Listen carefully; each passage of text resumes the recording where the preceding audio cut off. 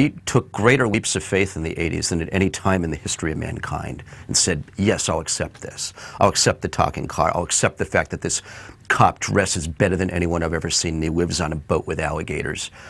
You know, anything was possible in the 80s. Glenn Larson created and executive produced that show. I thought it was a really innovative and interesting show with a talking car. Knight Rider, a shadowy flight into the dangerous world of a man who does not exist.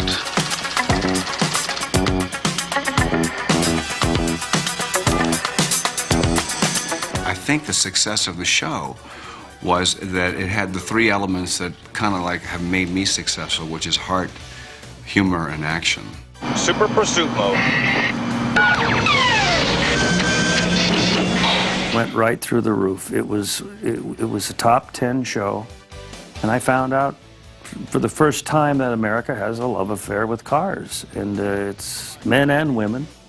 You could say David's eye candy, so he's going to attract women, and men love the machines, and it's like it was a demographic jackpot. The theme of Knight Rider is one man can make a difference. One person can make a difference. You can make a difference in someone's life, and you can make a difference in your own life. And that's what Knight Rider's about. Devin's got to be somewhere in the city. I want you to access his Chicago contacts over the last 3 years. I want to talk to every single one of them. That could take all night. Not if we're lucky, pal. Not if we're lucky. It was David that really led us to, our second, third, fourth, and the subsequent years, because he really believed in the show. He believed in what his character was. He was always very evident as to where he wanted the show to go.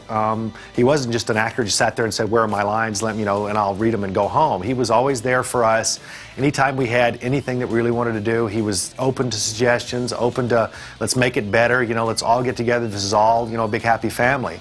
And I think without that, we would have never progressed like we did. It was work only when you were sitting in the car in July wearing a leather jacket with the windows up, and it was about 110 degrees in there. Well, a lot of this sort of started with the James Bond type movies, where the idea was to have the hero be almost perfect, be incredibly handsome and sexy, also be a great macho man, an action hero, and then have all the cool gadgets and toys and gimmicks possible in order to do their job.